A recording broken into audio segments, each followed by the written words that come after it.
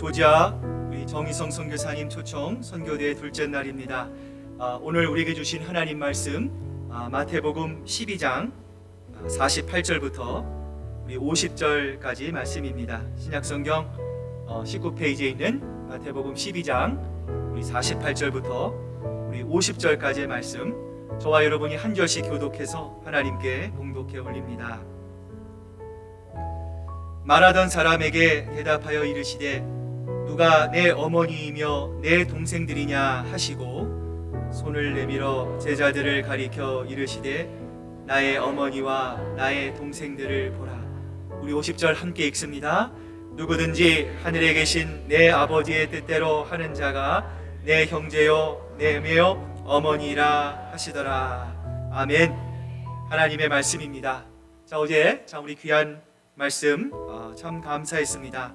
오늘 둘째 날 예수님의 가족 예수 닮기라는 제목으로 우리 선교사님 나오셔서 귀한 하나님의 말씀 나누실 때, 선포하실 때 많은 은혜 받으시기를 바랍니다. 우리 선교사님 나오실 때 우리 감사합니다, 사랑합니다 격려의 박수 주시면 좋겠습니다.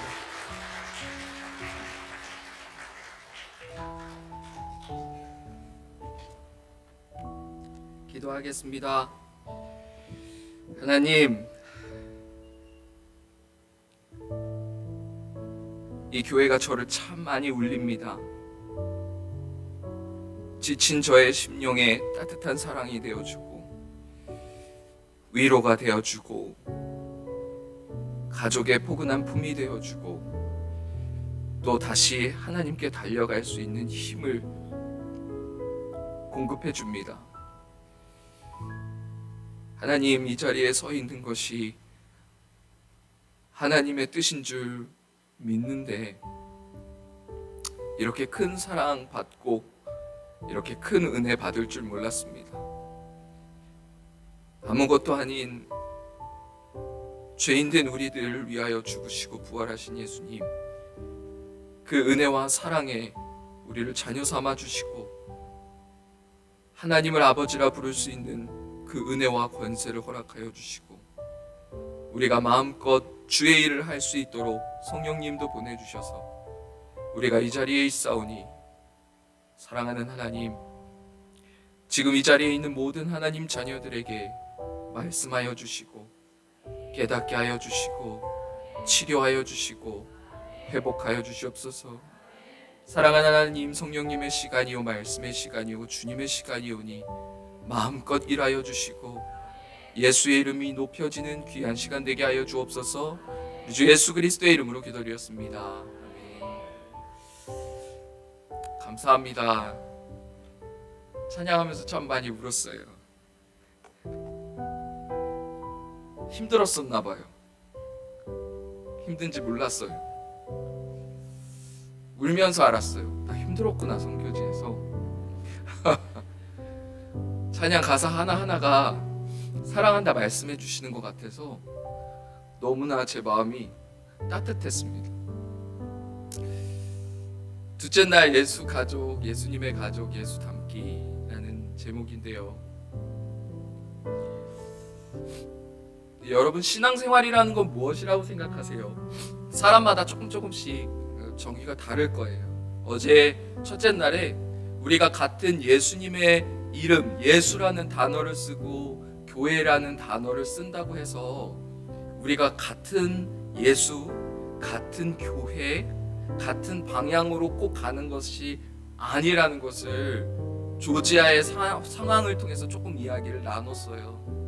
그래서 교회의 신앙 고백이 참 중요한 건 우리는 이러이러한 하나님을 믿어요 라고 같은 하나님을 고백하고 그 하나님께 나아가는 거예요. 이건 그냥 단지 그냥 읽는 게 아니라 우리가 지금 이렇게 모여있는 그 하나님이 금송아지, 우리가 만드는 그런 이미지의 하나님이 아니라 성경에서 말씀하시는 그 하나님을 우리는 예배하고 찬양합니다 라고 우리의 마음과 뜻을 막 하나로 이렇게 모으는 것이 신앙 고백이에요.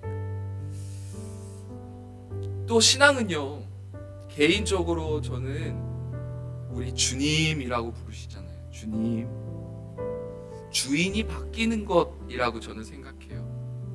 나의 생각의 주인이 바뀌고 내 마음의 주인이 바뀌고 내 삶의 주인이 바뀌고 내 물질의 주인이 바뀌는 거예요. 그 전에는 내가 생각하고 싶은 대로 생각하고 내가 살고 싶은 대로 살았고 내가 말하고 싶은 대로 말했는데, 예수님을 믿고 나서 내 입술의 주인이 바뀌고 내 생각의 주인이 바뀌고 내 선택의 기준이 바뀌는 것이 바로 예수님을 믿는 것입니다.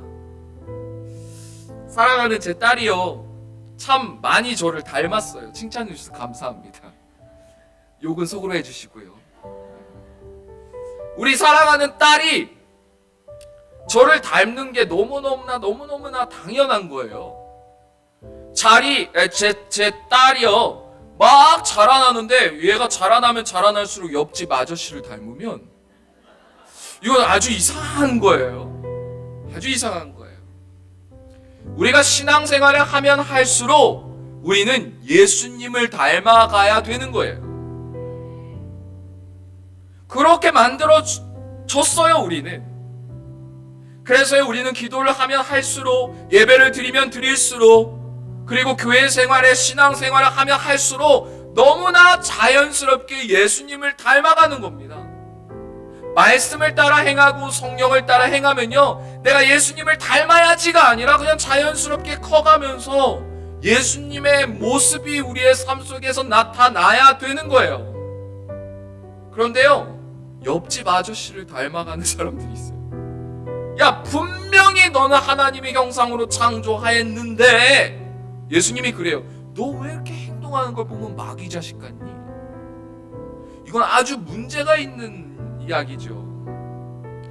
하나님께서 우리를 만드셨을 때요, 너무나 아름답게 하나님의 형상으로 창조하셨어요. 근데 문제가 뭐냐면 하나님의 형상이 뭔지를 몰라요. 여러분, 하나님의 형상으로 만들어졌어요. 저도 하나님의 형상으로 만들어졌어요. 예. 자, 근데 죄로 인해서 깨졌대요. 완전히 부서졌대요. 그러면 회복해야 되는데 뭐가 오리지널 모습이죠? 뭐가 하나님의 형상이죠? 내가 어떻게 해야지 원래 하나님의 형상으로 회복되는 거죠? 그래서요, 우리는 갈 길을 잃어버렸어요. 하나님의 형상으로 우리가 만들어졌다는 건 알겠는데 어떻게 해야 하나님의 형상이 회복이 되고 원래 우리를 어떻게 창조하셨는지를 완전히 잃어버려서 갈 길을 잃어버린 거예요. 그런데 길을 제시해 주신 분이 있어요. 예수님이에요. 예수님이 완벽한 하나님의 형상으로 이 땅에 오셨어요. 그래서 성경을 보고 예수님을 볼 때 우리는 무엇을 생각해야 되냐면, 와, 하나님이 나를 저렇게 창조하셨다고?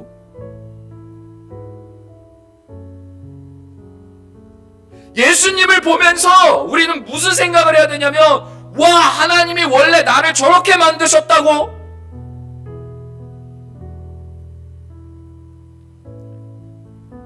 이게 우리의 길입니다. 우리가 예수님을 닮으려고 막 노력해야 되는 게 아니라 원래 우리를 예수님처럼 하나님의 형상으로 우리를 창조하신 거예요. 그래서 우리에게 말씀을 주십니다. 너 원래 얼마나 아름다운 딸인 줄 아니? 너의 마음이 얼마나 사랑스럽게 내가 창조했는지 알아? 너의 마음이 얼마나 옆에 사람만 보면 눈물이 흐를 만큼 긍휼함이 가득하게 내가 너를 만든 줄 아니? 하나님은 여러분에게 말씀하고 계시는 거예요. 내가 너를 이렇게 만들지 않았다라고요. 그래서 예수님이 이 땅에 오셨어요. 완벽한 하나님의 형상으로 이 땅에 오셨어요. 그래서요, 우리는 예수님을 보면서 이래요. 아, 내가 갈 길이 저거구나. 나를 저렇게 만드셨었구나. 원래 내가 어떻게 회복돼야 되지?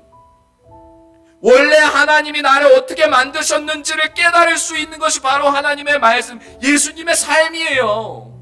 그래서 십자가의 길이 예수님의 길이 아니라 원래 우리의 길이에요. 우리의 길. 아담과 하와를 창조하시고 우리 모두는 가족으로 살게 하셨어요.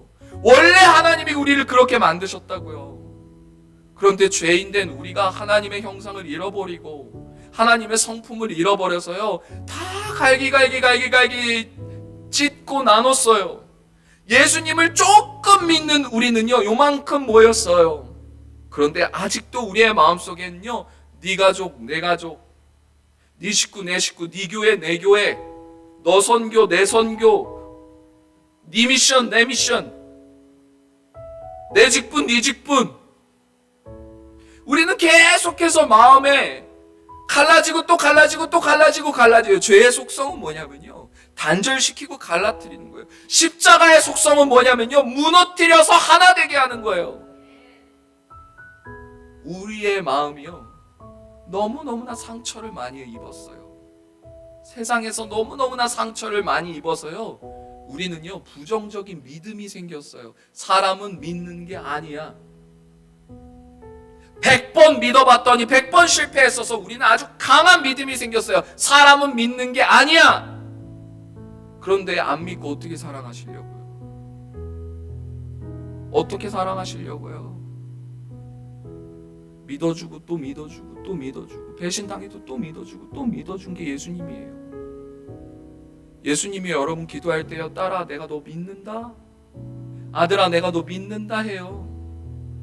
우리가 내일 죄질지 모르고 믿는다라고 말씀하시는 게 아니에요. 믿어주고 또 믿어주고 또 믿어주고 또 믿어주고, 우리한테 또 배신당하고 또 배신당하고 또 배신당하고 또 배신당해도 또 믿는다 믿는다 믿는다 믿는다 해주시는 거예요. 그래서 우리는 성장하는 거예요. 예수님이 우리를 믿어주셔서. 믿어준다는 게 뭐냐면 기회를 주는 거예요. 여러분, 옆에 있는 형제 자매들, 가족들을 믿어주셔야 돼요. 그게 사랑의 시작이에요.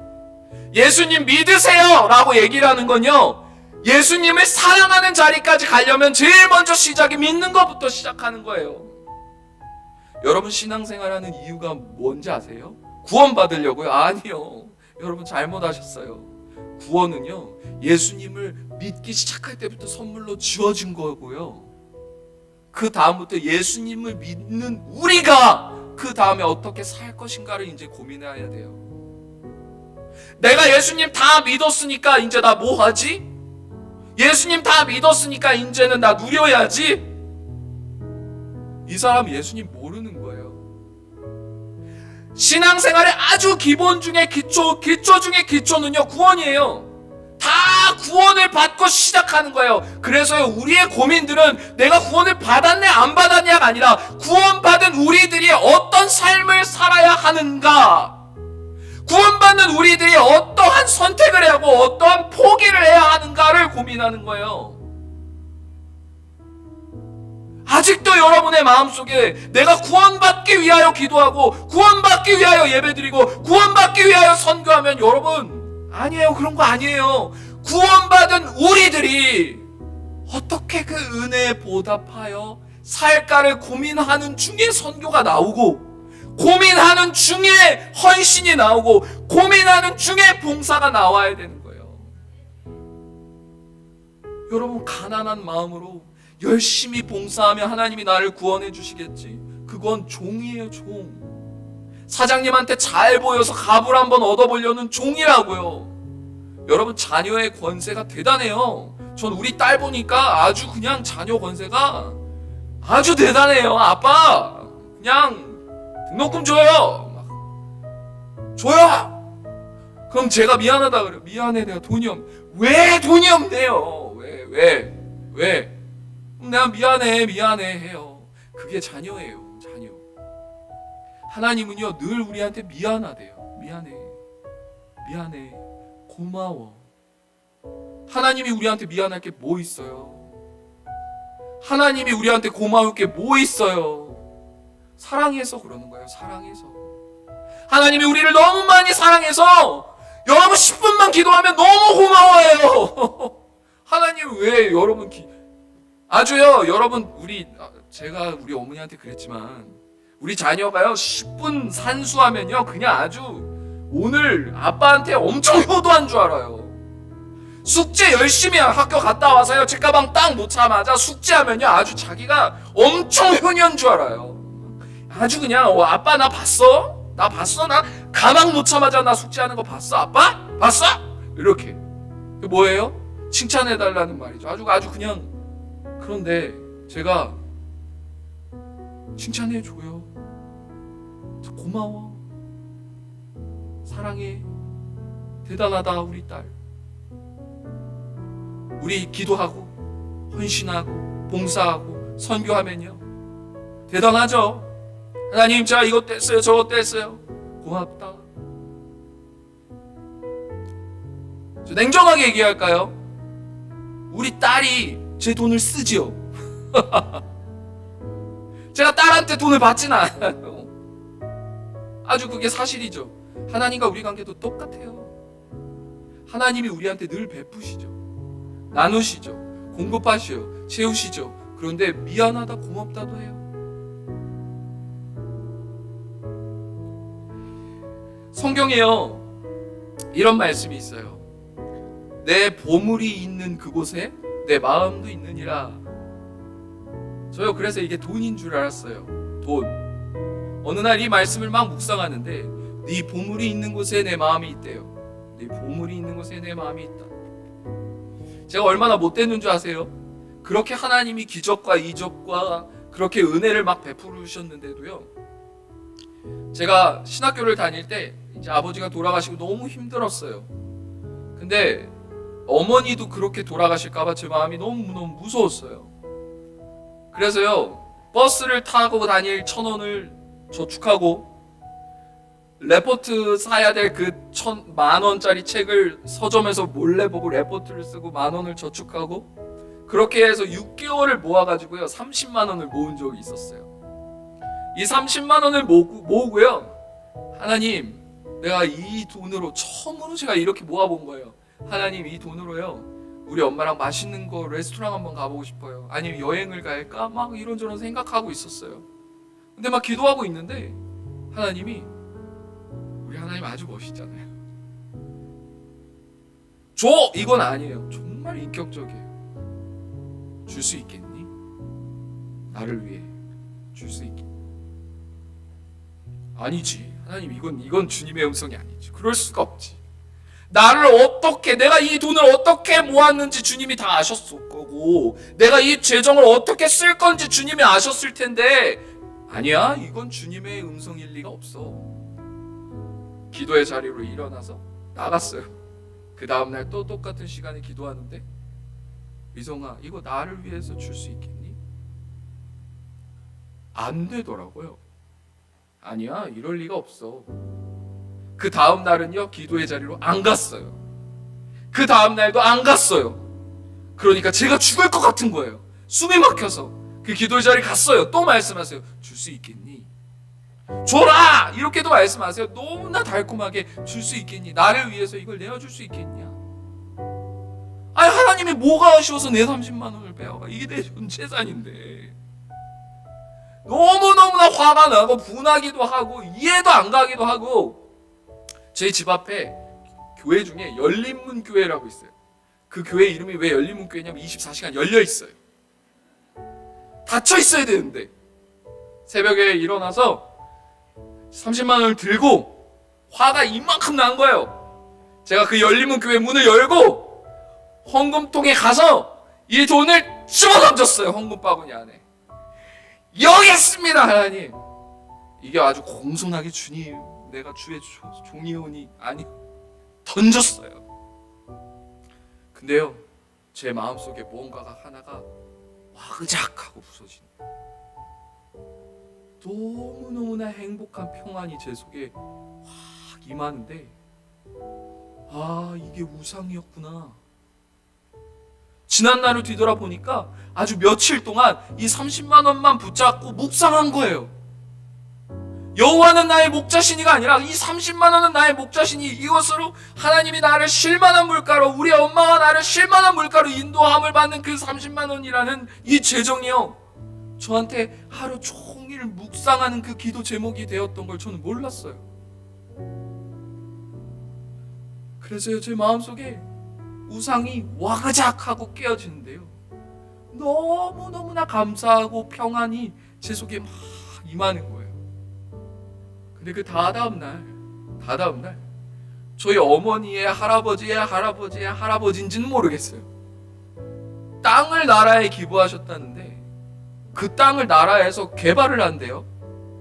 그래서 돈을 찾아가래요 후손들이. 얼마입니까? 1,000만 원. 제가 그 얘기를 듣고 펑펑 울었어요. 1,000만 원 때문에 아니라 우리 주님의 내가 의성아, 내가 너를 공급해주고 내가 너를 먹이고 내가 너를 이끄는 하나님인데, 아주 그 작은 내 마음속에 주님께도 드리지 못하는 목회자가 되려고 하는데, 내가 목사가 되고 주의 종이 되려고 하는데, 아주 그럴싸한 포장지로 부모님께 효도한다, 뭐 이런 제목이다 라고 해서 내 마음속에 우상이 되어 있는 그것을 발견하지 못하고 주님이 내놓으라고 하니까 그제서야 이게 우상이었다는 것을 깨달았지만 놓아지지도 않는 형편없는 나의 믿음을 발견했어요. 하나님은 항상 우리를 회개시키실 때요, 너 이거 잘못했잖아가 아니에요. 말도 안 되는 넉넉한 사랑으로 우리에게 퍼부어 주셔서 그 십자가의 사랑 앞에 우리는 완전히 굴복시켜 주셔요. 하나님은 우리에게 뺏어가시는 분이 아니라 우리에게 채워주시기 위하여 작은 것을 우리에게 요구하세요. 내 입을 크게 열라, 기도하라, 예배하고 하나님을 찬양하고 기뻐하고 감사하라. 하나님이 주실 것이 있는 거예요. 그런데 우리는요, 그 부모 마음을 참 헤아리기가 어려워요.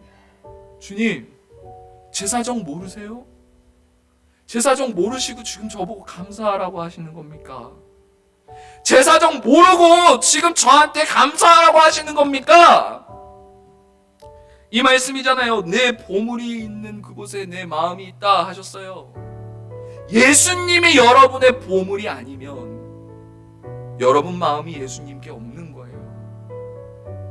여러분의 보물이, 지금 여러분의 보물이 무엇입니까? 라고 질문했을 때 딱 떠오르는 그게 예수님이 아니면 거기에 여러분의 마음이 있는 거라고요. 말씀은 아주 명확해요. 나의 인생의 보물이 예수님이 돼야 내 마음도 거기에 있는데, 실제 내 보물은, 입술은 예수님이 내 보물이라 말하지만 내 마음의 보물은 고작 이것도 주님께 깨워주지 못하는 형편없는 믿음이라고요. 주님이 나를 죽으셔도, 주님이 나를 위해서 부활하셔도, 주님이 나를 위해서 성령의 은사를 주셔도 30만 원도 내놓지 못하는 말도 안 되는 믿음, 그게 저라고. 선교지에 갔어요. 둘째 아들이 태어나고 셋째 아들이 태어났어요. 셋째 아들을 태어났는데 너무 예뻐요. 막내가 진짜 너무 예뻐요. 첫째가한테 미안할 만큼. 그래서요, 제가 첫째한테 항상 그래요. 첫째야, 난 너 편이야. 그리고 막내가 너무 예뻐요. 막내가 너무너무 예뻤어요. 그래서요, 그 막내를 이렇게 꼭 껴안고 있었어요. 진짜 너무너무 예쁘다, 너무너무 예쁘다. 그리고 이제 이렇게 내려놓고 그 다음날 선교지로 가야 돼요. 아내가 출산을 한 것을 보고 산후조리가 다 끝나기 전에 저는 이제 교회 선교지로 돌아가야 되는 거예요. 하나님, 정직하게 말씀드리겠습니다. 안 가고 싶어요. 조지아에 아예 안 가고 싶다는 게 아니라 조금만 아이 옆에, 조금만 아내 옆에 있으면 안 되겠습니까?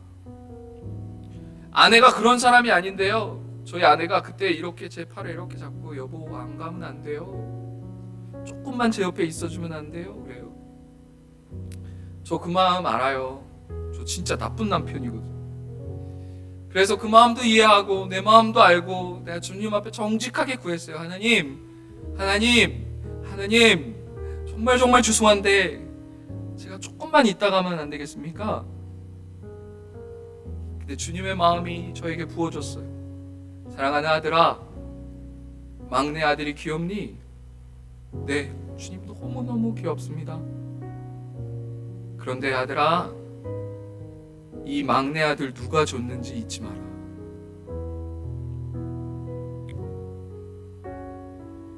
너무 놀랬어요. 뭘 놀랬냐면요, 너무너무나 예쁜 그 막내딸을 주신 하나님께 감사해서 죽을 만큼 더 선교해야지 라고 생각한 게 아니라 너무너무나 예쁜 하나님의 선물을 받았는데 하나님의 일을 하고 싶지 않은 제 모습을 봤어요. 무슨 마음이죠, 이 마음? 하나님이 이렇게 예쁜 딸, 이렇게 예쁜 아들, 이렇게 소중한 자녀들을 주었으면 내가 그 자녀를 보고서 하나님 너무너무나 감사합니다. 그래서 내가 죽을 만큼 주님을 따르겠습니다 라고 내가 신앙 고백이 그렇게 나와야 되는데 왜 나는 이 아들을 보면서 주의 일을 하고 싶지 않지? 내 마음이 뭔가 이상하게 고장이 났구나. 내 생각이 이상하게 고장이 났구나. 그래서요, 아내가 이렇게 제 팔을 붙잡고 있는데 탁 쳤어요. 얘는 하나님이 주신 아들이야. 그리고 뒤도 안 돌아보고 비행기 타고 갔어요. 왜 그런 줄 아세요? 제 마음이 무너질까 봐 그랬어요. 뒤돌아보면 제 마음 무너질까 봐. 그렇게 지켜왔던 선교지 교회였어요. 저한테 제 아들보다 더 우선순위로 선택해야 하는 것들, 내가 사랑하는 것보다 더 우선순위로 선택해야 할 것들이 바로 예수님이어야 해요. 여러분의 보물이, 여러분의 인생의 보물이 누가 무엇이냐 물으면 내 보물은 예수님입니다 라고 대답하셔야 거기에 여러분의 마음이 가는 거예요.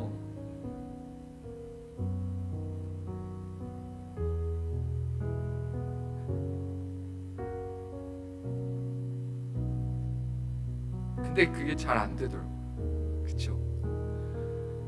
예수님은 날 위해서 생명도 주셨는데 나는 주님께 드리기가 왜 이렇게 어려운지, 이 마음을 어떻게 해야 되는지,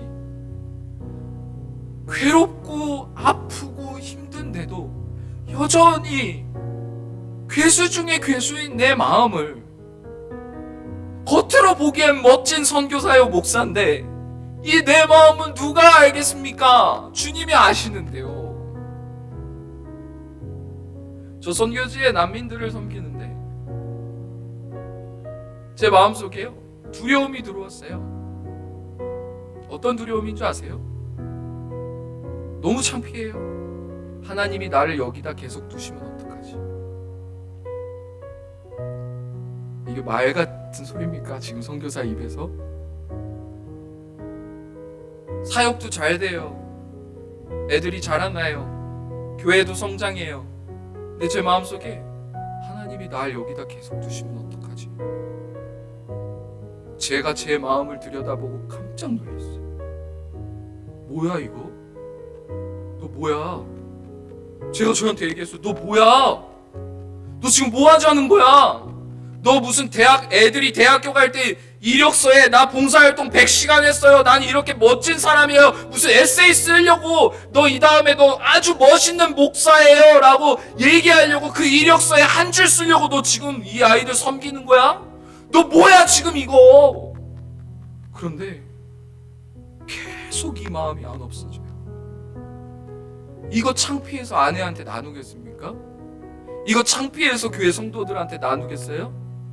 교회 성도들은 멋있다고 얘기하죠. 저 산골짜기에 선교사님 열심히 선교한데, 그런데요, 그 마음속, 제 마음속에는 하나님이 날 여기다 계속 두시면 어떡하지? 인간이요, 정말 악해요. 하나님은요, 제 마음 뻔히 들여다보고 있었어요. 이렇게 아주 깊숙한 곳까지 다 들여다보고 있었어요. 여러분, 제가 충격적인 얘기 하나 해드릴까요? 저요, 예수님 처음 만났을 때 예수님이 너무너무나 좋아서 하루에 기도를 20시간씩 했어요. 너무너무 좋아서. 두 번째로는 너무너무 힘들어서. 신학교 끝나고 일하고 기도할 시간이 없어서 기도원에 가서요, 이런 십자가 밑에서 쪼그리고 잤어요. 기도하려면 너무 힘들고 피곤해서 그냥 제가 집에 가면 잘까봐 짐을 싸들고 저 십자가 밑에서 그냥 쪼그리고, 그냥 주님 제 마음 아시죠? 그리고 그 십자가 밑에서 쪼그리고 잤어요. 그렇게 신학교를 지냈어요. 낮에는 신학교 도서관에서 일하고 밤에는 기도원에서 기도하다 잠들고 새벽에 일어나서 씻고 또 학교 가고.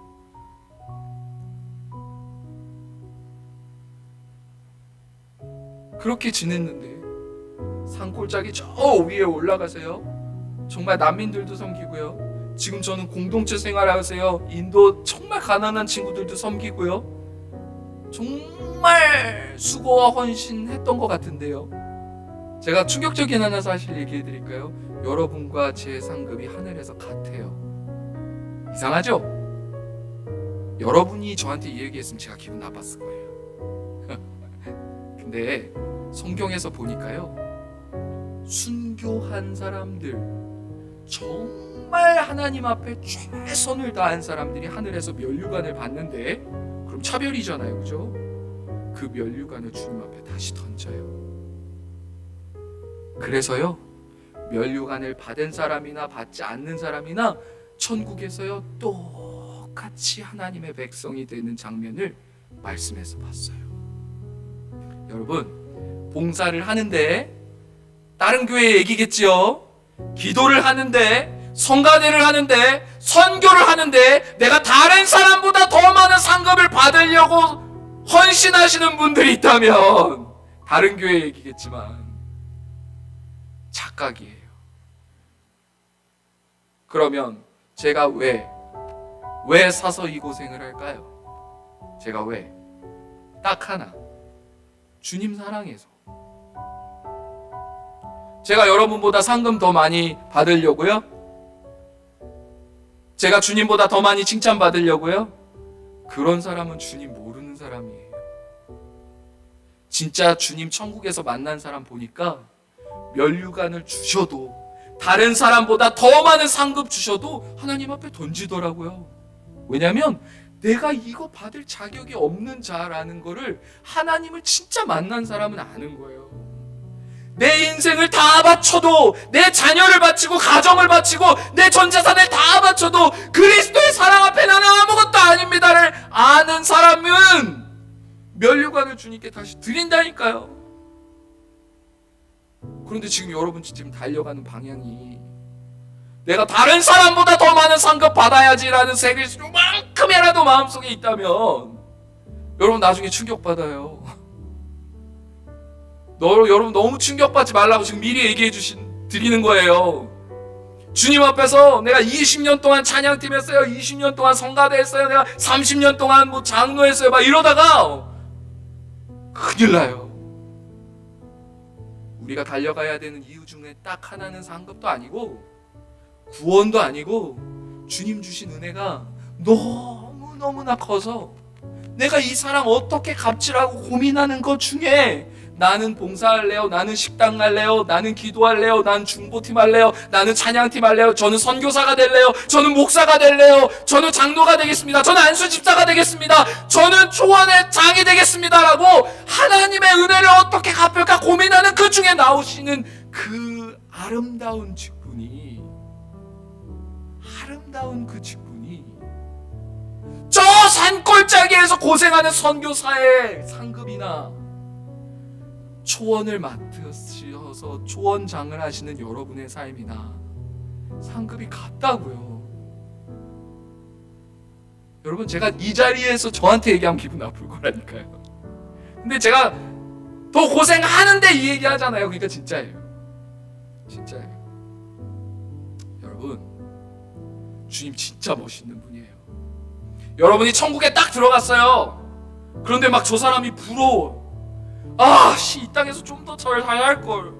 근데 그게 무슨 천국이에요. 거기가 부러워 죽겠는데, 평생 부러워야 되는데 그런 곳 아니잖아요. 천국은 이상하지 않아요? 뭔가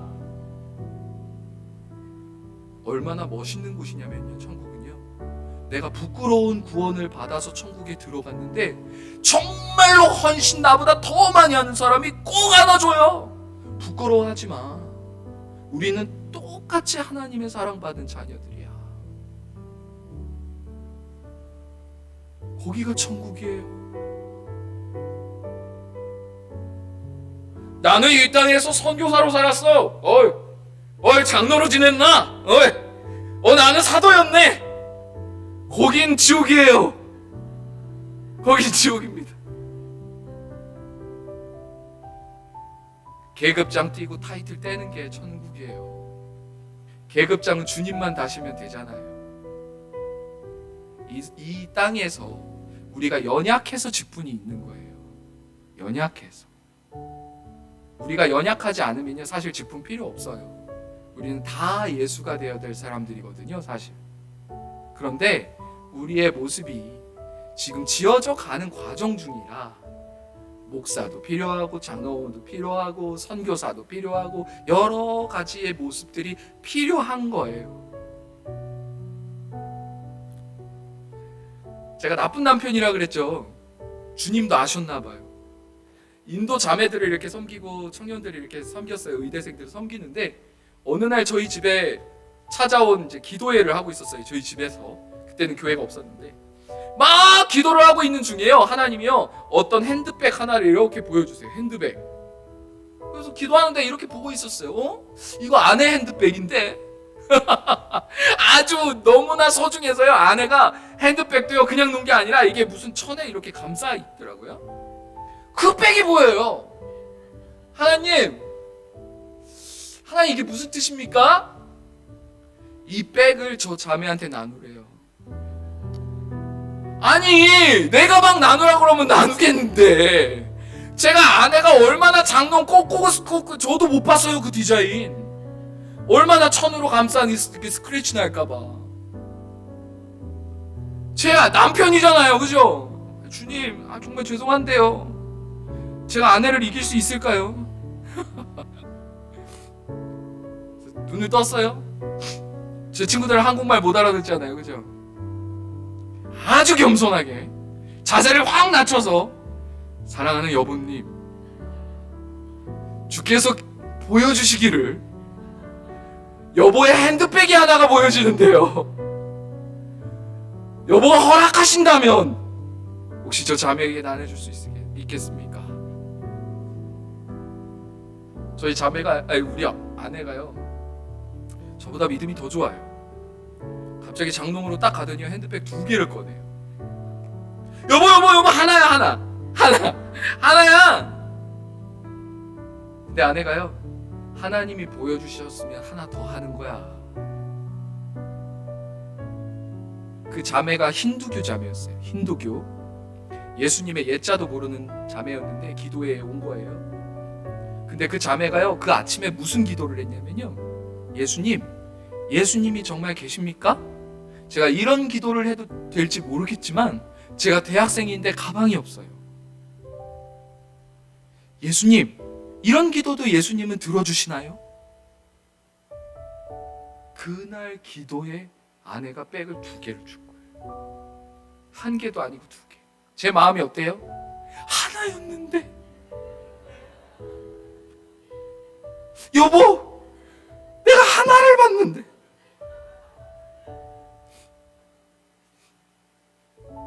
선교사가 이래요. 여러분과 전혀 다르지 않아요. 그 자매요, 예수님 만났어요. 예수님을 모르는 사람이 예수님을 만나는 방법은요, 딱 하나예요. 예수님을 먼저 만난 사람이 값없이 사랑을, 조건 없이 사랑을 베풀었을 때예요. 저 여자가 왜 나한테 백을 줘요? 이유도 없이. 근데 예수님의 이름으로 나누고 베푸면 그게 복음이 돼요.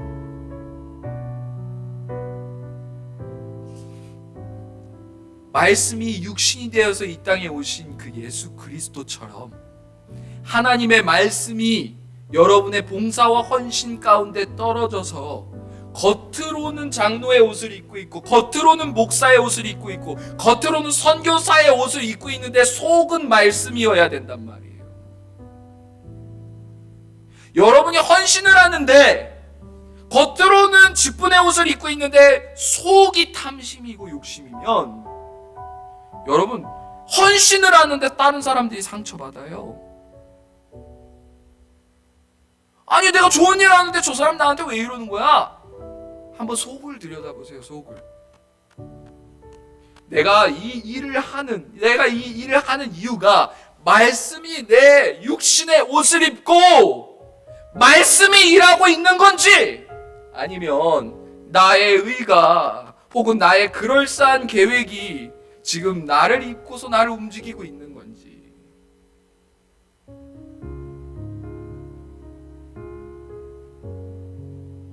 사도행전을 보니까요, 이런 말씀이 있어요. 어느 날 아나니아라는 사람이 기도를 하고 있었대요. 아나니아야, 일로 와봐. 내 얘기 좀 들어봐봐. 사도행전 9장 17절에 아나니아가 떠나 기도 중에 환상을 봤대요. 사울이라는 사람이 있는데 너 가서 좀 기도 좀 해줘라. 이미 사울한테 너가 기도해 주는 걸 내가 보여줬어. 성령님이 일하시는 중이에요. 지금 가족이 무엇인가를 설명하고 있습니다. 아나니아가 정말 정직해요. 전 아나니아 너무 좋아요, 캐릭터가.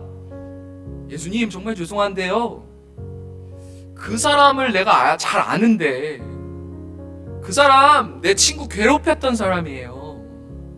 그 사람이요 저 남편 상처 준 사람이에요.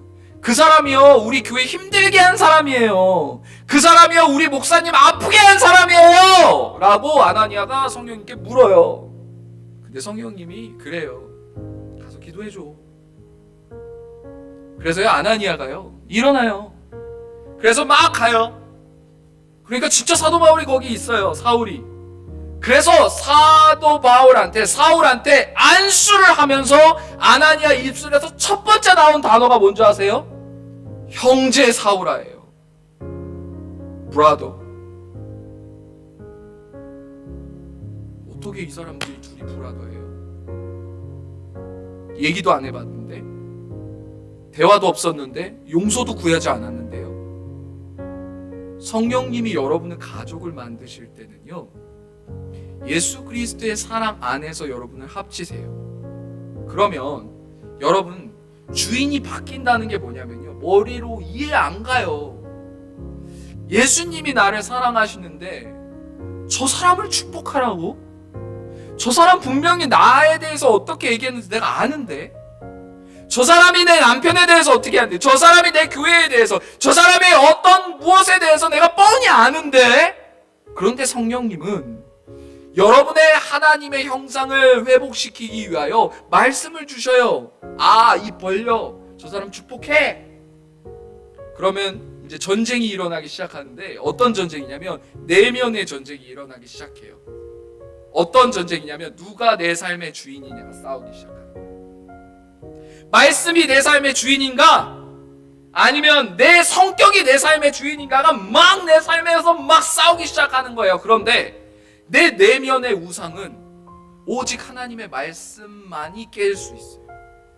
그래서 하나님이 우리한테 선교도 하고 봉사도 하라고 하시는 거예요. 우리의 내면의 우상들을 깨트려 주시고 복을 주시고 형상을 회복시켜 주시려고. 그래서요 말씀을 막 보내주세요, 우리한테. 그래서 말씀을 받은 우리가 이제 주인 전쟁이 일어난다니까요, 우리 삶에. 내 생각, 내 마음, 내 성품 막 우상들이 깨어 부서지는 거예요, 말씀 안에서. 그래서 여러분이 그 자유의지를 가지고 하나님의 말씀을 따르기로 선택하면 하나님의 말씀이 여러분 삶에 임하여서 내면을 청소하기 시작하는 거예요. 아나니아가 상처가 없었겠습니까, 사울한테? 아니요. 아나니아가 할 수만 있으면 사울 두드려 팼겠죠. 할 수만 있었다면 그랬죠. 당연히 내가 아나니아라도 그랬겠죠. 내 친구 괴롭히는 사람 가만히 있습니까? 내 부모 괴롭히는 사람 가만히 있어요? 내 가족 괴롭히는 사람 가만히 있습니까? 아나니아가 하나님께 대한 의리가 있었으면 아마 아나니아에 힘이 있었으면 사도 바울 때려 팼을 거예요. 그런 상처와 아픔이 있는 사람이 어떻게 중보기도자가 돼요? 그런 상처와 아픔이 회복되지 않으면 어떻게 주의 종이 돼요? 어떻게 하나님 일해요?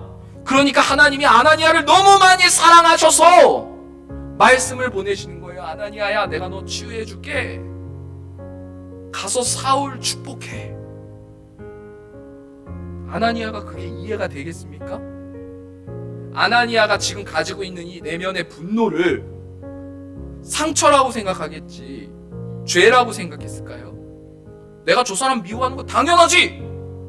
아나니아가 사울을 미워하는 게 당연하지라고 아주 내면에 꽉꽉 죄가 들어차도 죄인지도 모를 만큼 그득하게 분노가 있었을 거란 말이에요. 아나니아의 기도하는 기도와 가운데에도.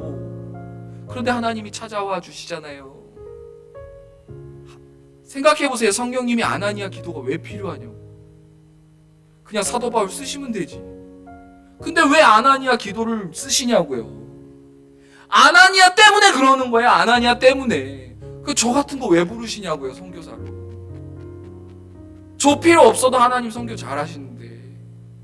제가 그거 왜 모르냐고요. 저 때문에 부르신 거예요. 저 때문에. 여러분 장로님을 왜 부르셨어요? 원사님을 왜 부르셨습니까? 직분자로 왜 불렀어요? 식당 봉사자로 왜 불렀냐고요. 하나님이 여러분 도움이 필요해서요? 아니잖아요. 아니잖아요. 말씀을 보내주실 때는 하나님이 내 내면의 우상들을 깨끗하게 정리하시기 위하여 말씀을 보내주시는 거예요. 그것밖에 방법이 없어요. 그걸 빨리 깨달으셔야 돼요. 네, 주님. 그래서 실제로 아나니아가 움직이잖아요. 브라더. 그랬더니 아나니아 마음속에 깨끗이 내면이 씻겨졌을 거예요. 그 다음에 사울이 일어나서 선교를 하는 장면을 아나니아가 계속 봤겠죠. 그러면서 참 축복하기 잘했다. 야, 내가 쟤 계속 미워했으면 어쩔 뻔했을까. 하나님이 아나니아 복 안 주셨겠습니까? 그런데요, 사도 바울도 진짜 멋있어요. 사도 바울도요, 그 다음에 사울이 예루살렘에 가서 제자들과 사귀고자 하나 다 두려워서 그가 제자됨을 믿지 아니하니. 야, 나 사도 바울도 진짜 멋있어요. 사도 바울이요, 지금 어딜 찾아갔냐면, 나 때문에 제 아빠가 죽었어요. 나 때문에 제 엄마가 죽었어요. 나 때문에 제 친척이 죽었어요. 그 교회 찾아갔어요. 여러분 거기 가고 싶으세요? 딴 교회 가고 싶죠? 나 때문에 상처받은 사람 투성인데, 저 사람이 나를 어떻게 생각할지 내가 모르는 거 아닌데 하나님 거기 보내셨어요. 사도 바울. 자, 내가 앞으로 너를 쓸 건데 이거부터 정리하자요. 이거부터 정리하자. 사도 바울아, 너가 상처 준 사람들한테 같이 가서 가족이 될 수 있겠니?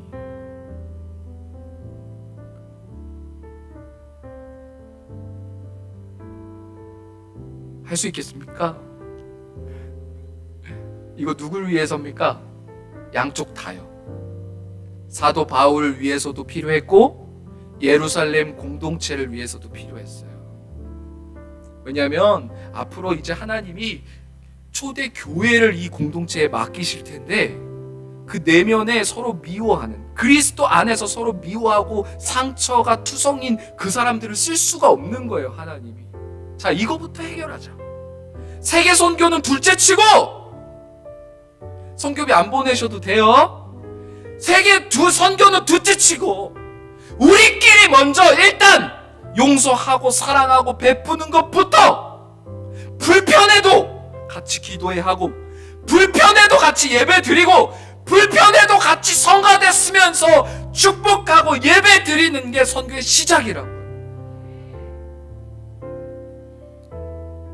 바울이 그것부터 한 거예요. 바울의 아주 멋진 업적들이 많지만 바울의 선교의 시작은 내가 상처 준 사람으로부터 용서받고, 그리고 내가 상처 준 사람으로부터 축복받으며, 그리고 내가 그들을 축복하고 하나님의 일들을 하기 시작했어요. 가족이 됐단 말이에요. 근데요, 성경엔 이렇게 얘기해요. 처음부터 사도 바울을 받아들이지 않았대요. 두려워했대요. 왜 두려워했냐면 그들이 가지고 있었던 옛 사울의 이미지 때문에. 우리는 그래요. 우리가요, 누군가를 가족으로 받아들일 때요, 저 사람에 대한 옛 이미지가 있어요.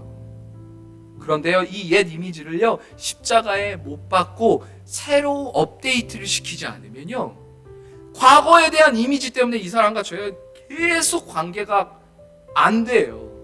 그래서요, 하나님이 우리를 하나님의 자녀로 삼아 주실 때 제일 먼저 하신 게 리셋이에요. 리셋. 십자가에서 싹 정리하고 새로 시작하는 거예요. 내가 너의 과거를 더 이상 묻지 않겠다부터 하나님과 관계가 다시 회복되고 시작이 되는 거예요. 그래서요, 교회 안에서 정말 중요한 건 뭐냐면 날마다 관계를 새로 시작하셔야 돼요. 나쁜 거라면 잊어버리고, 빨리 어제의 너를 잊어버리고, 어제 저 사람을 잊어버리고 용서하고, 오늘의 내가 만난 사람을 새로 만난 사람처럼 빨리 업데이트를 빨리빨리 시켜주셔야 그 사람과 내가 예수 안에서 가족이 될 수 있어요. 과거에 제가 잘못한 적이 하나가 있어서 교통딱지가 날라온 거예요. 저는 제가 잘못했는지도 몰랐어요. 근데 어느 날 교통딱지를 딱 보고 과거에서 내 죄값이 날라온 거예요. 과거에서. 그럼 자, 이러면 어떻게 해야 되냐? 내가 과거에 어떤 사람한테 잘못한지도 몰랐어요. 그런데 내가 오늘 현재 나는 바뀌었어요. 나는 오늘 교통법규 잘 지켰는데 과거에 옛날에 잘못한 게 딱지가 오늘 날라올 때가 있단 말이에요. 신앙생활 안에서도. 그래서요, 그 사람과 관계가 꼬일 때가 있어요. 과거에 내가 잘못한 것 때문에. 근데 현재 딱지가 날라오면요, 우리는 뭘 해야 되냐면 난 지금 변했어 라고 증명할 게 아니라 빨리 페이하셔야 돼요. 과거에 내가 잘못했구나. 현재 나는 아니지만 과거에 내가 잘못했어. 근데 나 바뀌었어. 나 변화됐어. 미안해. 그때는 미안해. 그때는 내가 교만했어. 그때는 내가 잘못했어. 근데 오늘 교통법규 잘 지켰어. 앞으로는 안 그럴게. 우리가 인생을 살면서 과거로부터 죄값이 계속 현재로 날라오는 사람들이 있어요. 저도 그래요. 뜬금없이 날라와요.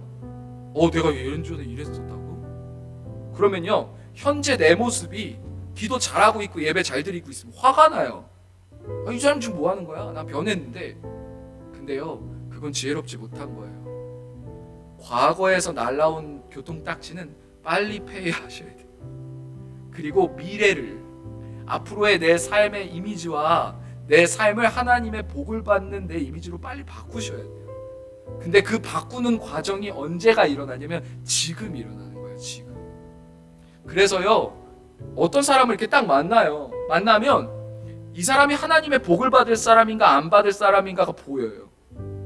어떤 사람은요, 딱 만났는데 아직 10년 전, 20년 전 과거에 살고 있어요.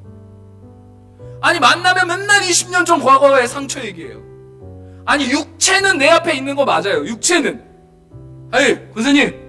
권사님, 집사님, 성도님, 육체는 내 앞에 있어요. 근데 그의 마음과 정신이 20년 전에 그대로 계속 거기 있어요. 그 사건에.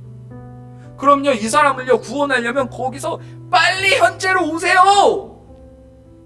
그건 당신이 영적으로 어렸을 때 얘기잖아요. 지금은 당신이 성장하셨잖아요. 지금은 행복한 가정도 이루고 계시잖아요. 지금은 하나님의 복 많이 받으셨잖아요. 그때 힘드셨던 거 이해하는데 왜 자꾸 과거에 있으세요? 지금 있어야 돼요. 지금. 그런데 어떤 사람은요, 또 웃겨요. 미래에 가 있는 사람이 있어요. 미래. 자꾸 목사님, 저 내일 어떻게 살죠? 목사님, 나 내년에 어떡하죠? 목사님, 은퇴하면 어떡하죠? 아니, 이 사람은 또 미래에 있네. 그러면 이 미래에 있는 사람 또 끌어당겨야 돼요. 내일 일은 내일 염려할 것이요, 한낱 괴로움은 그날을. 지금 살면 안 됩니까? 지금 행복하시잖아요. 지금 아름다운 자녀 계시고, 지금 밥 배부르고 냉면 맛있잖아요. 예배도 좋잖아요. 그런데 우리의 마음과 생각이 자꾸 과거의 상처에 가 있다. 현재로 안 오고 또 미래의 염려에 가 있다. 주님 따라가지 못하고 계속 무슨 타임머신 타는 것처럼 왔다 갔다. 그래서 저도 그래요. 지금 제 얘기하는 거예요. 그래서요, 과거에 있는 제 생각을요, 너 일로 와! 그리고 현재에 갖다 놔요. 너 정신 똑바로 차려. 너 지금 너 얼마나 행복한데. 너 과거에 그 사람 했던 말, 너가 했던 행동들 아는데 너 그거 언제까지 그 기억하려고. 현재의 나를 갖다 놓는 거예요. 계속 주님과 나 계속. 하나님은요, 우리한테 성경에서 아주 명확하게 말씀하세요. 과거는 내 영역이야. 내가 너 용서했잖아. 내 영역이야. 미래도 나한테 맡겨. 그럼 하나님이 우리한테 주신 시간은 딱 오늘밖에 없어요. 과거도 주님께 맡기고, 아무리 여러분이 죄를 졌던 실수를 했던 주님께 깨끗하게 맡기고요. 미래도 주님께 맡겨야 돼요. 미래도 내 거 아니라고 그러셨어요. 성경에서. 내일 일은 내일 염려할 것이라 그랬잖아요. 그러면 하나님이 나에게 맡겨준 청지기의 삶을 사는 우리는 오늘을 살아가는 거예요. 그래서요, 사랑은 어제 나 사랑했어요도 아니고 내일 사랑할게요도 아니에요. 사랑은 지금 하는 거예요. 축복은 지금 하는 겁니다. 하나님의 순종은 지금 하는 거예요. 신앙생활의 고수들은요, 언제나 현재에 있어요. 마음과 생각과 육신, 영혼, 육이 딱 하나님 앞에 지금 여기에 있어요. 근데 신앙의 하수들은요, 예배는 드리는데 정신이 다른 데가 있어요. 그래서 하나님이요, 우리를 행복하게 만들어 주시려고 염려하지 마, 걱정하지 마, 과거에 가지도 말고 미래에 있지도 마, 지금 나랑 행복하게 살자. 그래서요, 내가 지금 선교가 행복하지 않으면요, 내일은 행복할까요? 내가 지금 예수 믿는 게 지금 오늘 행복하지 않으면 내일은 행복할까요? 예수님을 믿는다는 건 지금 오늘 이 시간 그 주님이 좋은 거예요.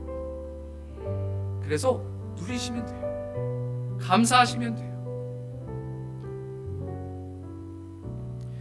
의사가 된 셜리라는 자매가 우리 교회에 살아요. 아주 이 자매 아주 멋있어요.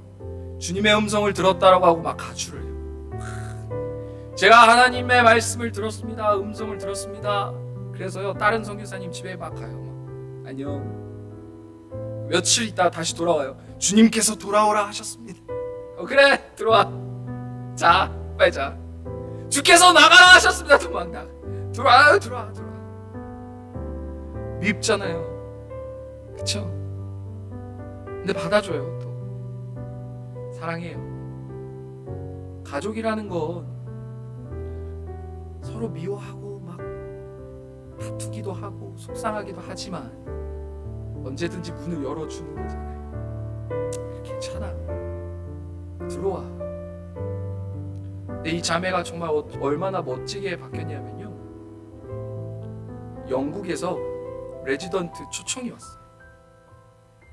근데 저한테 울면서 찾아왔어요. 목사님, 제가 1년 더 이 교회에서 머물기 위하여 이거 포기할래요, 하나님 앞에.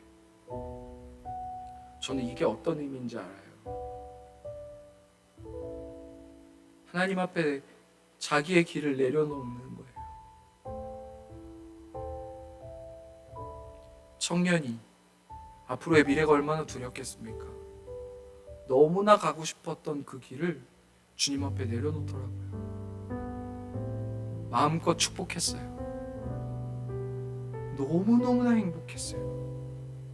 주님이 그러실 것 같아요. 여러분, 삶의 우선순위가 참 중요해요. 여러분, 첫 번째 우선순위는 모두 다 예수님이라고 말하실 거예요. 저도 믿어요. 그런데 두 번째 우선순위랑 첫 번째 우선순위 아주 비슷한 사람들이 있어요. 첫 번째 우선순위가 예수님 맞아요. 근데 둘째가 아주 비슷해요. 그래서 오락가락해요, 자꾸. 그런데 성경적인 우선순위는 1번밖에 없어요. 이게 성경적이에요. 제 우선순위는 1번은 예수님이고요, 2번은 뭐고요, 3번은 뭐고요. 나 그 사람 반드시 넘어질 거예요, 그 사람. 우선 성경적인 우선순위는 예수님밖에 없는 거예요. 그리고 1번과 2번이 있다면요, 아주 많이 차이가 나야 돼요. 아주 많이. 그래서 도저히 비교할 수 없을 만큼 차이가 나야 여러분 안 흔들리지. 예수님이 내 최고의 우선순위는 맞는데 두 번째 우선순위가 아주 예수님이랑 비슷하면 까딱하면 넘어가요. 여러분, 신앙생활은 적당히 하는 게 아니에요. 적당히. 예수님을 믿는다는 것도요, 적당히 하라고 성경에 어디에 써 있지도 않아요. 생명 걸고 하고 목숨 걸고 하는 거예요. 여러분, 가족 적당히 지키시겠습니까? 자녀 적당히 지키시겠습니까? 여러분, 재산을 노리는 사람 있으면 적당히 지키시겠습니까?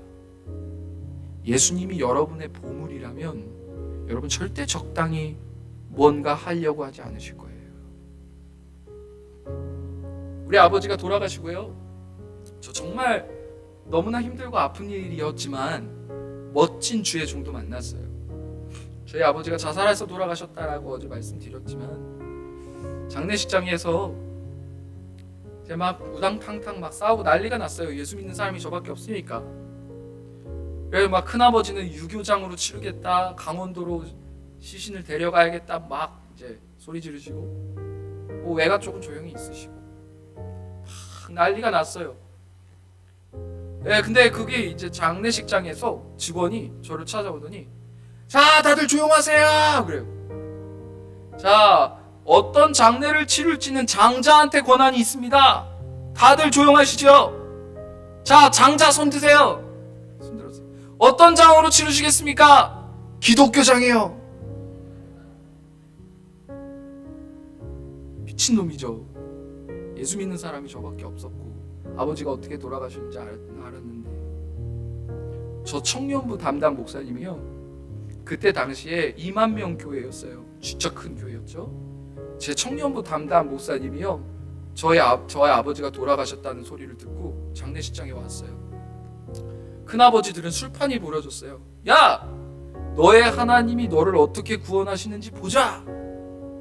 너 아버지가 부도나서 돌아가시는 줄 알고 있는데 너 장례식 비용이 만만치 않을걸. 내가 너 10원도 안 줄 거야. 저기서 술판을 벌이시고 저를 계속해서 쳐다보시고 저희 어머니를 막 때리시고 막 그랬어요. 저희 청년부 목사님이 그때 당시에 제 나이보다 젊었을 것 같아요. 그 청년부 목사님이 정말 기가 막힌 장면을 보더니 저희 어머니를 이렇게 보시는 거예요. 어머니, 아들이 주의 길을 가는데 교회 다니셔야죠. 예수 믿으셔야죠. 저희 어머니가 이렇게 쳐다보시더라고요. 그 목사님이요, 교회 장로님들한테 전화하기 시작했어요. 당회를 열었어요. 부목사님이. 우리 교회에 이런 청년이 있는데 교회 장지를 내두시죠. 교회 장지가 어떤 장지냐면 평생 동안 교회에 헌신한 권사님, 장로님들이 묘지에 묻는 장로님이 기증한 땅이에요. 근데 교회 한 번도 안 나가고 그런 죽음을 맞이한 그 사람을 거기에 묻는다고요? 교회가 뒤집힐 일이죠. 그죠? 근데 그 목사님이요, 장로님들과 싸우기 시작했어요. 한 영혼이 예수 믿는다는데 그 땅 하나 못 내줍니까? 저 사임하겠습니다. 처자식이 있었어요. 저 진짜 멋있는 주의 종 만났어요. 저 그 과정 다 지켜봤어요. 저한테 그랬어요. 야, 너네 엄마 예수님 믿는다라고 하셨으니까 너네 아빠 납골 땅은 목사님이 어떻게 다 할게. 안 그러면 목사님이 사임할게. 그리고 사표 들고 당회에 들어갔어요. 그래서요, 저희 아버지 교회 납골 땅에 들어가셨어요. 교회 이름은 얘기 안 할게요. 아직도 비밀인 것 같긴 해요. 저희 어머니요, 그 교회 절대 안 떠나세요. 절대.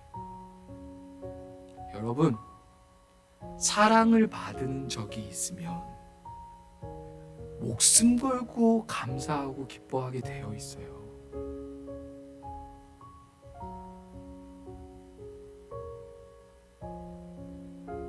코로나가 있어도 그 교회 가서 예배 드리셨어요. 저희 어머니 그 따뜻한 사랑, 그 따뜻한 예수님. 아버지가 그렇게 돌아가셨지 우리가 그 선택한 건 아니었는데 사람들의 손가락질은 다 가족들에게 향하더라고요. 차라리 심장마비로 돌아가시지, 차라리 교통사고를 당하시지, 왜 아들이 이 길을 걸어가는데 왜 그렇게 돌아가셨을까? 하나님이 이해가 안 갔어요. 하나님, 우리 아버지가 살려달라고 기도하는 게 아니라 심장마비였으면 훨씬 더 아름답지 않았을까요? 묘비에, 납골당 묘비에 말씀을 적어달래요. 그래서 기도했어요. 장례식장에. 하나님, 저희 아버지 납골당 앞에 말씀을 하나 적어야 되는데 어떤 말씀을 적어야 할까요? 근데 갑자기 말씀이 한 구절이 탁 떠오르는데, 그러므로 내일 일은 내일 염려할 것이요 한낱 괴로움은 그날에 족하리라. 그래서 제가 그 묘비 만드시다 이 말씀 적어주세요. 그분이 이렇게 보더니 진짜요? 그래요. 네. 정신도 없잖아요. 네. 그래서 아버지 납골당 앞에 딱 가니까 아차 싶었어요. 다른 납골당에는 여호와는 나의 목자시니 하나님을 찬양하라 막 이렇게 멋진 성경 구절이 있는데, 우리 아버지 묘비에는 내일 일은 내일 염려할 것이요 한낱 괴로움은 그날에 족하리라. 아차 싶어서 내가 잘못 들었나? 내가 잘못했나? 근데 시간이 많이 흐르고요. 제 삶에서 가장 힘든 순간이 찾아오면 제가 어디를 가냐면요, 아버지 납골당 앞으로 가요. 저도 몰랐죠. 내 인생에서 가장 죽을 만큼 힘들 때 내가 아버지를 기억하기 위해서 그 자리로 가요. 나는 절대 저 선택하지 않으리라. 나는 절대 저 선택하지 않으리라. 내가 차라리 저 용기가 있으면 죽을 만큼 주님을 따라가리라 다짐하려고 아버지 묘비 앞으로 가요. 그런데 그 묘비에 그렇게 써있어요. 그러므로 내일 일은 내일 염려할 것이요 한낱 괴로움은 그날이 족하리라. 펑 울어. 그랬구나. 주님은 내가 인생에서 가장 힘든 순간에 내가 어디로 갈지도 알고 계셨구나. 내 인생에서 가장 죽을 만큼 숨 막히는 순간에 내가 어디로 갈지 알고 계셔서 이미 그 말씀을 거기에 새겨놓으신 하나님, 말씀으로 기다리고 계셨어요. 아들아, 내일 일 염려하지 말고 오늘 나와 함께 동행하자. 내일은 나한테 맡기고 오늘 하루 감사하자. 내일 염려는 주께 맡기고 오늘 나랑 찬송하자. 아버지가 돌아가시면서요, 5장의 A4 용지로 빽빽하게 유서를 쓰셨어요. 사랑하는 아들아, 내가 이 사람 때문에 부도가 당했다. 이러한 사람을 네가 고소할 수 있고, 내가 이러한 사람 때문에 어려움을 겪었다. 5장을 다 읽었어요. 그리고 어머니를 불렀어요. 어머니, 아버지한테 너무너무나 죄송하지만 이거 태우시죠. 그리고 용서하시죠. 아버지의 원수는 맞지만 주께서 우리를 용서하신 것처럼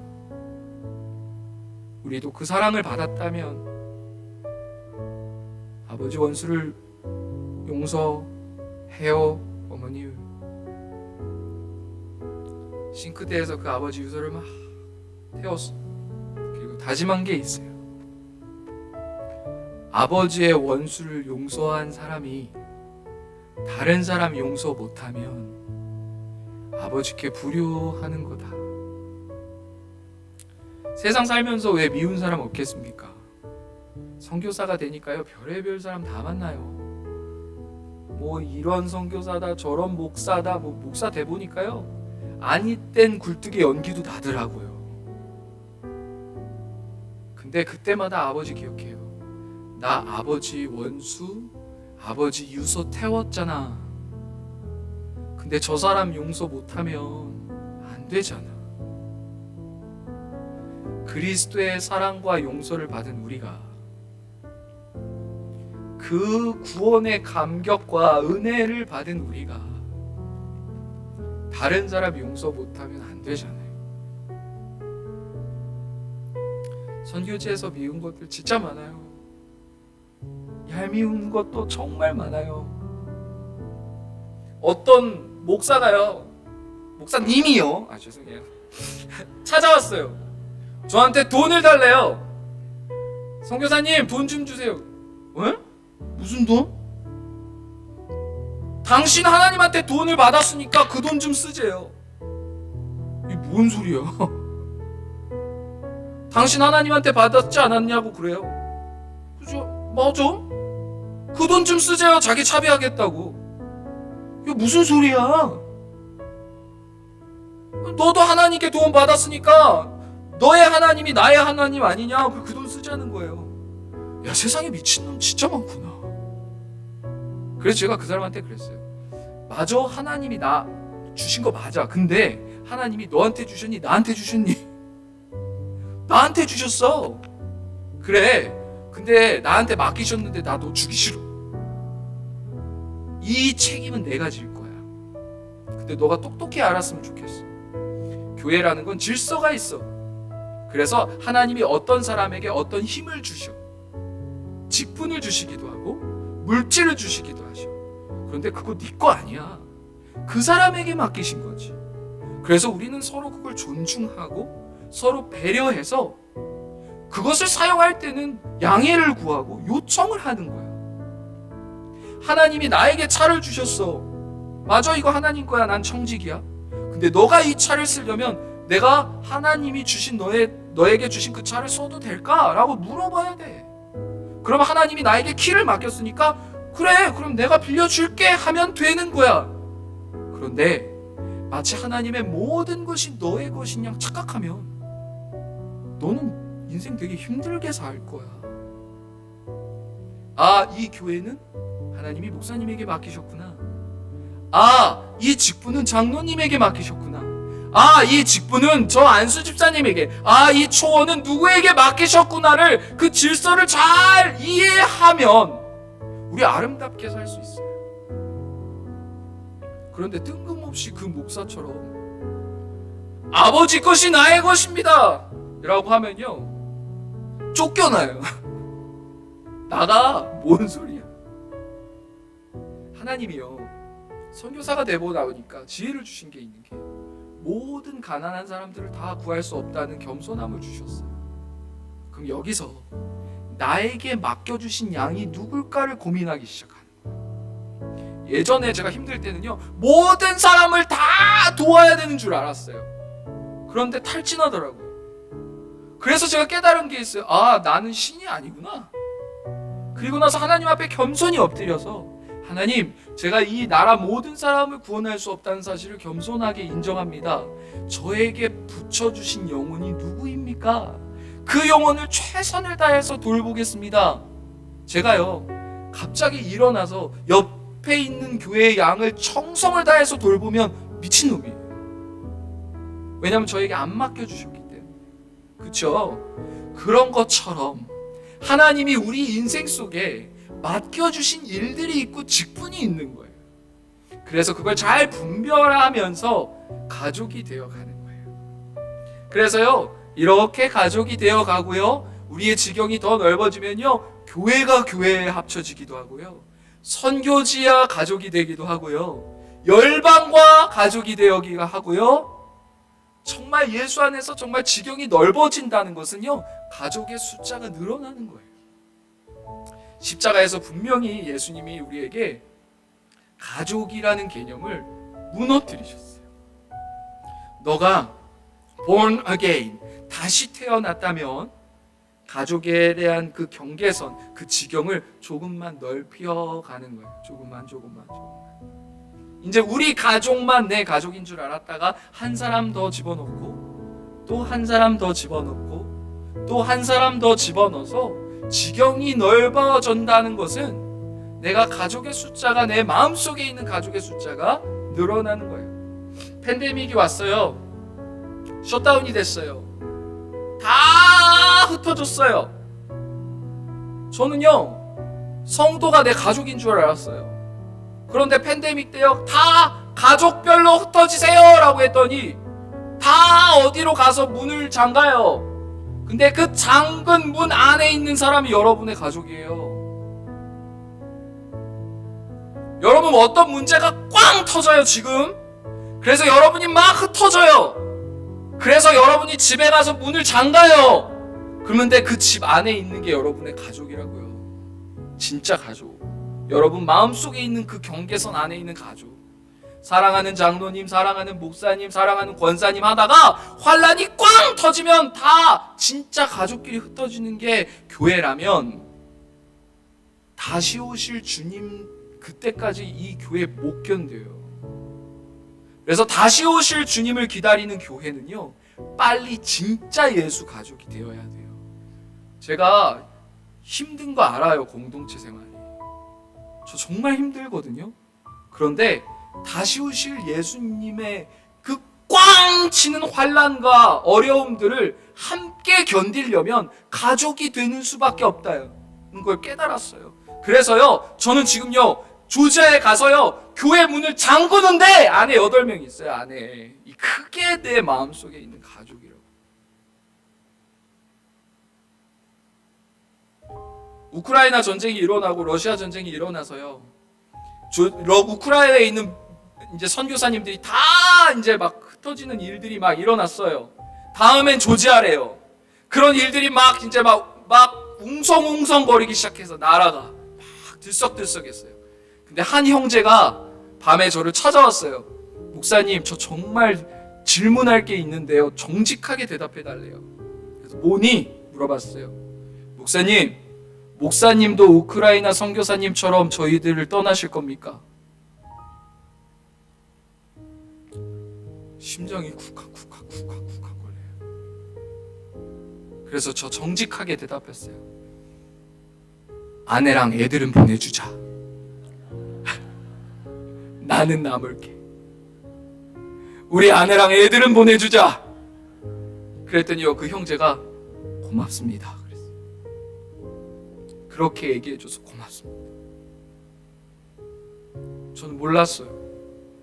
함께하는 형제가요, 제가 그들을 떠날까봐 무서워하고 있는지 몰랐어요.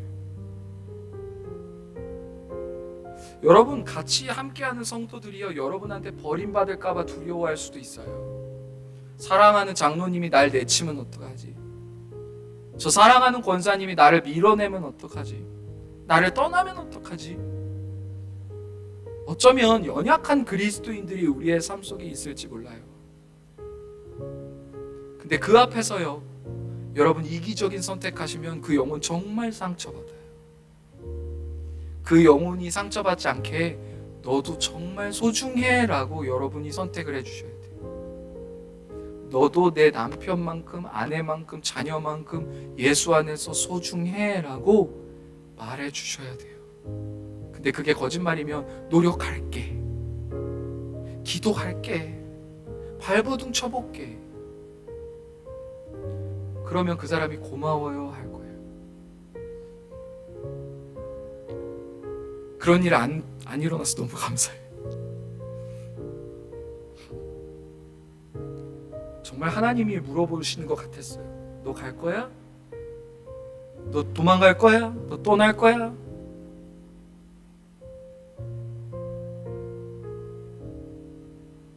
가고 싶더라고요.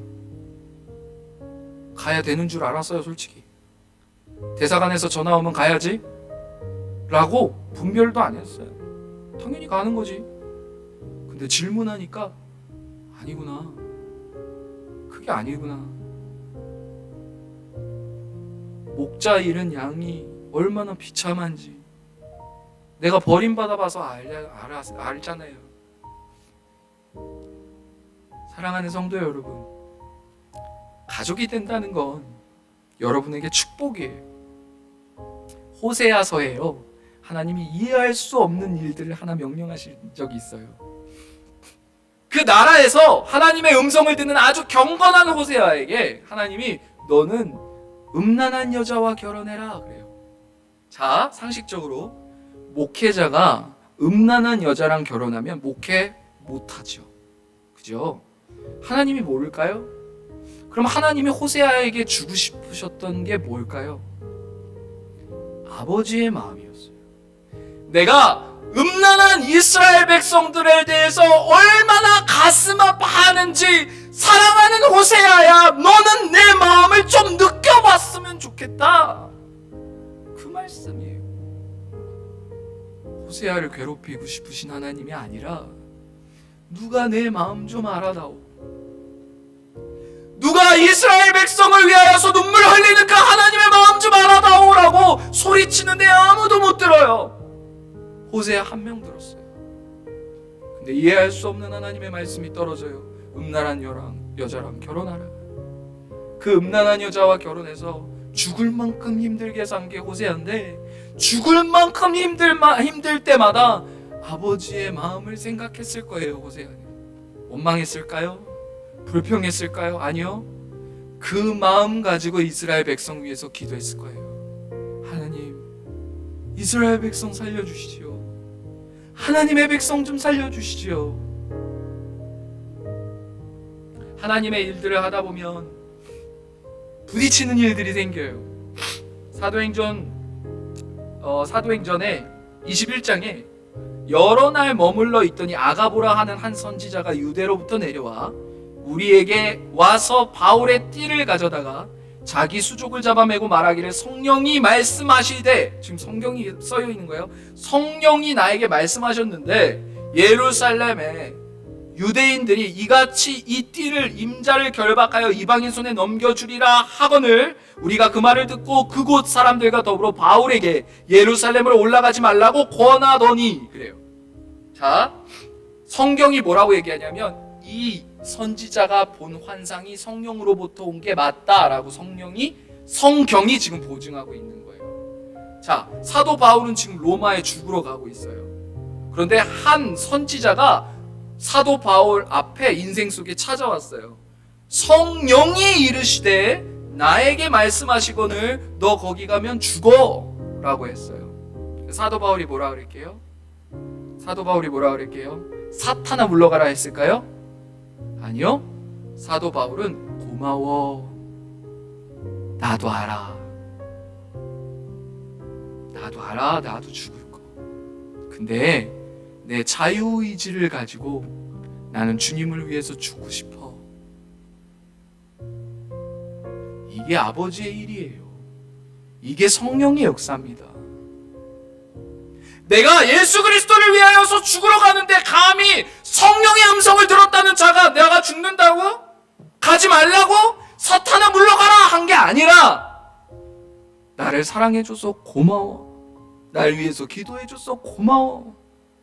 그래, 알아. 나도 그렇게 선교하면 힘들 거라는 것도 알고 어려운 거라는 것도 알고 어쩌면 내 목숨이 죽을 거라는 것도 나도 알아. 근데 알면서 가는 그 길이야. 내게 주신 그 자유의지를 가지고 내가 스스로 주님을 따르기로 선택한 하나님이 나에게 주신 그 권세, 그 자유의지를 가지고 나는 예수님을 위해서 로마를 향해 죽으러 가고 있는 거야. 14절에 그가 권함을 받지 아니하므로 우리가 주의 뜻대로 이루어지리다 하고 그쳤노라. 싸웠나요? 아니요. 우선순위가 달랐을 뿐이에요. 삶의 우선순위가. 어떤 사람은요, 잘 살려고 예수 믿어요. 잘 살려고 예수 믿는 사람한테는요, 사도 바울이 가는 그 길이요, 가면 안 되는 길이죠. 그죠? 근데 어떤 사람은요, 예수를 위해서 죽으려고 사는 사람들이 있어요. 그 길은요, 복된 길이죠. 그래서요, 똑같은 성령의 환상을 보고도요, 의견이 다를 수 있어요. 그런데 우선순위를 잘 봐야 돼요. 내가 예수 위해서 죽고자 하는 그 길이 환난이 온다, 어려움이 온다 할지라도 두려워하지 말고 달려가야 할 길이면 날 위해서 기도해줘서 너무너무 고마워. 근데 나는 주님 위해서 죽고 싶어. 그게 내 마음이야. 그게 내가 모시는 예수야. 저 이 선지자가요, 사도 바울의 마지막을 보고 은혜 받았을 거라 생각해요. 알면서 가는 그 길이 더 복된 길이잖아요. 예수 믿으면 행복할 줄 알았는데 고난이 가득하, 그게 아니라 내가 예수님을 믿는데 힘들 줄도 알고 어려울 줄도 다 아는데도 묵묵히 십자가 골고다 언덕을 걸어가셨던 그 예수님처럼, 사도 바울의 인생이 아름다운 그 모습처럼 우리의 인생이 그랬으면 좋겠습니다. 사랑하는 성도 여러분, 누군가를 가족으로 받아들인다는 건 쉽지 않아요. 하지만 주님께서 여러분에게 무언가를 허락하셨다면 분명히 여러분을 위한 하나님의 말씀일 것입니다. 내면에 있는 모든 우상들이 하나님의 말씀 안에서 깨어지고 하나님의 형상인 그 예수 그리스도를 닮아가는 우리의 과정들이 아주 아름다운 인생일 거예요. 하늘의 상급을 똑같이 받는 우리들이 하나님께 영광 돌리는 그날, 우리 모두 다 면류관을 받아서 하나님께 다시 돌려드리는 그날을 꿈꾸며 오늘 함께 기도하고 예배했으면 좋겠습니다. 우리 주여 한번 외치시고 기도하겠습니다. 주여! 사랑하는 하나님 아버지, 감사합니다. 사랑하는 하나님, 이 자리에 있는 모든 하나님의 자녀들을 축복합니다. 하나님, 이 자리에 주님을 따르기로 결정하고 선택하고 달려가고자 하는 모든 하나님의 자녀들 가운데 하나님 말씀하여 주시옵소서. 사랑한다 말씀하여 주시고 축복한다 말씀하여 주시고 한 사람 한 사람에게 하나님 세밀한 음성으로 치유하여 주시고 위로하여 주시고